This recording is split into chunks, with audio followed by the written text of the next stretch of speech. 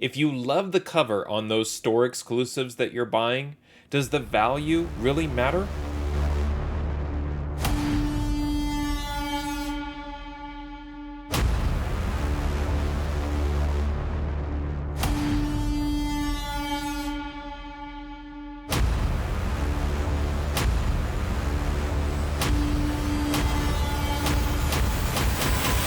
Hey there, I have an unboxing video for you today, and in this video I'm going to be opening an order I placed with KRS Comics, I think back in February, and it was a little bit of like some back issues mixed in with, I guess, some pre-ordering of some store exclusives. And like I always talk about with store exclusives, they're fine if you love the cover. I really don't believe in speculating on store exclusives. I do think that it's a nice and sneaky way to get some key issues, particularly like first cover appearance or just maybe some, inventory that's been forgotten. Yeah, I do have a visitor in here with me today. But any issues that have been forgotten in terms of that they had variant covers or exclusives from different stores. I think it's an interesting way to kind of backfill and get some issues when cover A and cover B, maybe the incentives are sold out everywhere. If there were store exclusives, sometimes they're laying around at some of these stores. And there is an example of one of those books in this order. Now, I think that since then, and I personally FOMO'd all over this character. Since then, I think even back in the cover A, that they're all available. Second printings, design variants, exclusives. You can get them anywhere. But at the time, I really thought I was onto something because I found a store exclusive of a book that had been selling out, and the cover A was nowhere to be found. Again, a lot has changed since then. It's very plentiful now, and we'll take a look at that. But I'm really excited to open this. I think this is maybe the second or third order I placed with KRS, but it's been a while. And every now and then I think it's fine to treat yourself. It's if you see some covers that are striking, and you just want to grab the cover for the artwork. Regardless of story or spec, I think it's perfectly fine. KRS is located in San Diego. Great place to catch baseball and pick up comics. So let's get to the unboxing and take a look at what I got. Okay, here is the order from KRS Comics, sent in a priority mail legal flat rate envelope. So let's go ahead and get this envelope opened up.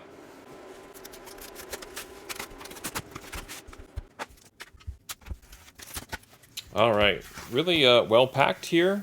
Love the painter's tape, the Gemini mailer. So far, so good.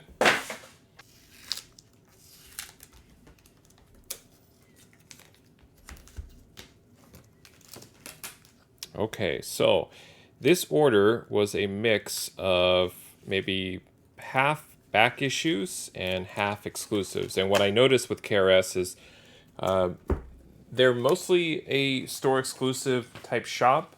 They will do like pull box and things like that for pre-orders and subscriptions, but then they'll also throw up some just standard regular back issues or variant covers like this one. This is Avengers Forever #1. This is the Russell Dodderman Scarlet Witch variant. I love these. I keep picking these up. I've got this one already, but just can't help myself. I'm trying to get as many of these in a 9.8, and then I want to send a bunch in and have them displayed as a slab. So I noticed already there's something on the cover right in there. It's probably on the book itself.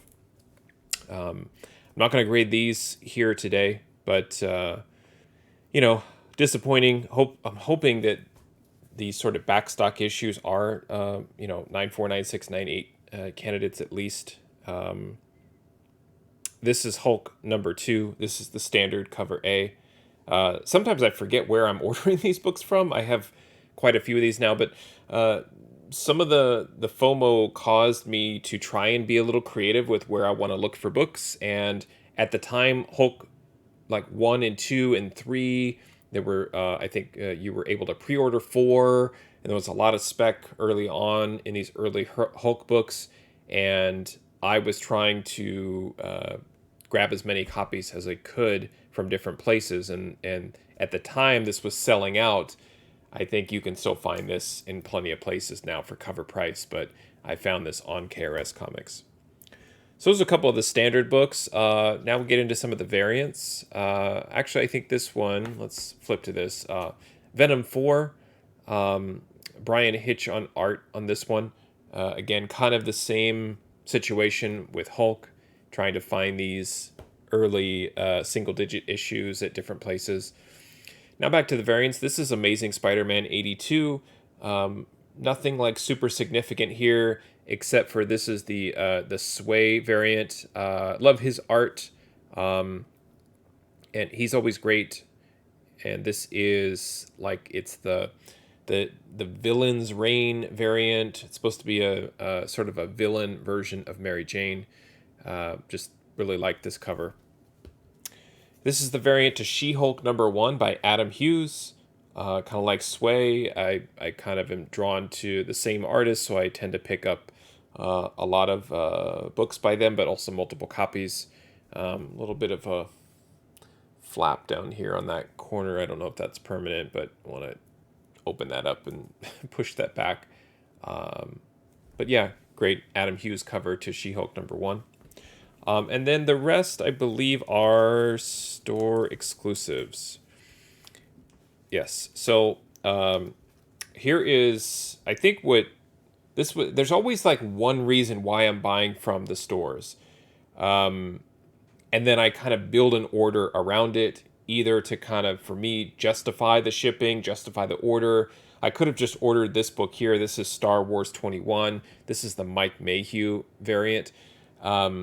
I could have just straight ordered this and it would have been fine, but I just figure if you're going to send all the books in a Gemini mailer in that legal flat rate, then I could justify maybe buying 6, 7, 8, 9 books. They'll all kind of fit together. But this was really why I placed the order. This is one of those that did not sell out at KRS Comics. Sometimes the variants go fast, but this is still available, I believe. But just, my goodness, there's a lot of great Darth Vader covers, but when I saw this, I'm like, this is amazing. This is great. You can already see Spine Tick in here. And again, just like most of these like Shopify stores, they say they can only guarantee a 9.2, and if you get anything above that, then that's great. I also picked up the Virgin variant, and I don't see any Spine Ticks on that one.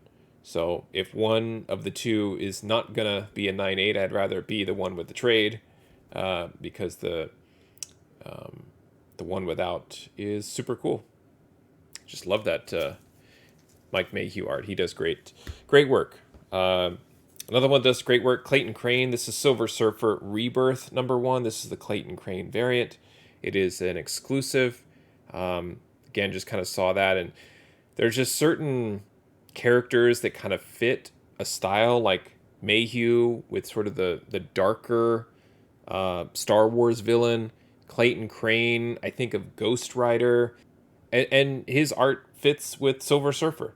I just thought that this was a really cool cover for Silver Surfer Rebirth #1, and wanted to grab it there with Galactus looming in the background. Another great artist for these last two exclusives. This is Silk #2. What's interesting is In-Hyuk Lee did cover A, and then also did this sort of venomized version of Silk for Silk 2. And this is great. There's not a lot of, I think, In-Hyuk Lee covers that are like super spec worthy and desirable, but just I'm always drawn to his art. He's just a wonderful artist, and always again gives you that kind of painted look to his books.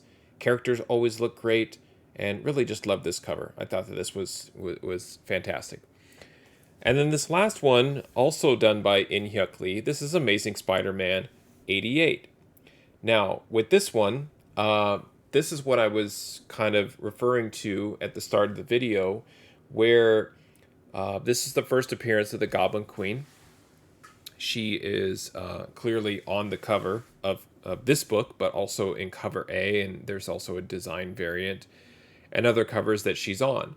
But when ASM 88 came out on release day, it was selling out. It was wiped out. It was like, oh, you should have pre-ordered.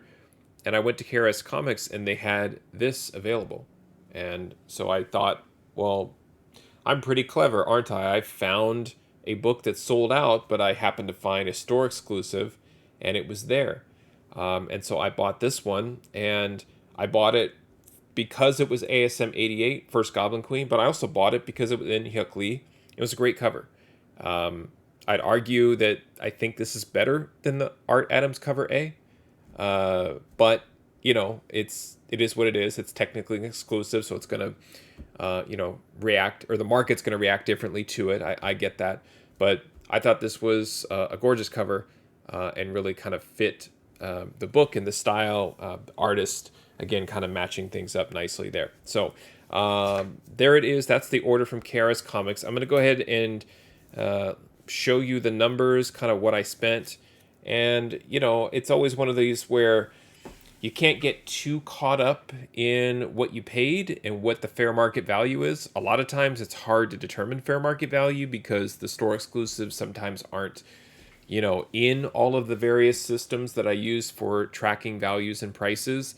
Even eBay, if you search KRS Comics, sometimes it showed us as exclusive and not necessarily the KRS exclusive. So there's some details and missing information that really kind of makes all of these values trackable.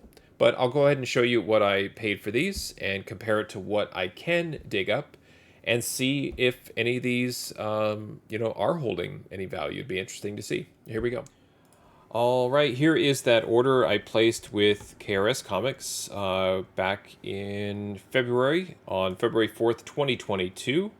I spent a total of $155.69 on this order. I did use a 10% coupon. There's a lot of 10% off coupons in the community. So if you search for one, and I always do that, whether it's comic books or otherwise, if there's a box for a coupon code, search for the coupon first, and then plug it in. Even if somebody gets a little kickback from it, it saves you money, so it's all good. I did pay shipping and tax on this one. There was really no free shipping that I could find to unlock it. But with the 10% coupon, it sort of offset some of the shipping and the tax there for me. So from a fair market value perspective, these books are kind of all over the place, like I mentioned, because of the exclusives and the variants and how they're being tracked. So with a total cost here of $155.69, matching the summary, I can then compare that total cost to the fair market value, and it appears like I took a loss of $42.84, looking all the way to the right under the raw value of column AA here. What is nice to see is that ASM 88 that I FOMO'd over a little bit, it's actually holding up pretty well. It's a little over $32 in value for that book. So really happy that I paid just under $25 to get it. And it's holding up, which is great for an exclusive. I think there's still buzz around Goblin Queen to some extent. It feels a little bit like Red Goblin now, and we were all warned that it could be Red Goblin 2.0. But anyway, I have my ASM 88s now. I'm locked in. I don't plan on acquiring any more. And I really think that the In Hyuk Lee cover exclusive from KRS Comics is my favorite. So I'm glad I have at least one copy there. Now you'll see a couple of big negatives here, and it's really because Star Wars 21, the trade dress store exclusive, and the Silk 2 In Hyuk Lee exclusive didn't have values on cover price. So if you plug in the cost of maybe 15 or 20 bucks, maybe it ends up being a fairly good order, or at least a break-even order. But because I'm kind of sticking to my formulas of using cover price for fair market value. With these books having zero value, then, you know, there's not much I can do there. So it's technically looking like a loss. I bought the Star Wars 21 Mayhew exclusive as a set. So I believe it was $55 for the set. And then I got the 10% off, but original retail price was $55. So what I often do is I just say, well, I think the Virgin probably cost 35, maybe the standard 20, or you could argue maybe the Virgin is 40 and the standard's 15. I don't quite know, but I just kind of give a general estimate for the cost when I'm buying a bundle. I guess you could say you could split it, but the Virgin variant is usually more limited than the trade, so I try and make an adjustment for the cost there. So I don't even know if my total cost is correct on the Virgin variant, but if you're taking my division of the bundle and I'm saying I spent $38.07, it's currently worth $36 according to cover price. I did a little quick eBay search. That one's kind of all over the place. I see a high sale of like $60 for that. But then I'm also seeing sales around, it looks to be like, here's one I see for 23 bids ending on March 21st with $36. And that's for the Virgin. So, and that's where I think maybe this 36 came up in cover price. It's a little weird again with the data tracking when you've got exclusives, but then you've got trade and Virgin exclusives, maybe exclusives by the same artist, and it's a little weird. So that's where the value analysis doesn't make a lot of sense. It's just, did I want to acquire the books? Yes, the ASM 88 was a great cover. I love that Silk 2 cover. Silver Surfer Clayton Crane, you can't really go wrong with that. And then again, I built this order around those Mayhew variants. Looking at the other books, sort of like the standard back issue books, I would say those first five. It was kind of back and forth. Lost money on the Avengers Forever, but the Hulk 2 had some profit there, as that's a $10 book now. The Sway variant had, it's less than cover price now, so lost a little bit on that. But then Venom 4 is worth $7. I paid $5.67, gained $1.30. And then the Hughes She-Hulk I thought was going to pop and maybe be a $10 book. It didn't. It fell back down, and I lost $1 on that one. So it again kind of evened out on those back issue books. But that's it. That's the order. Those are the exclusives.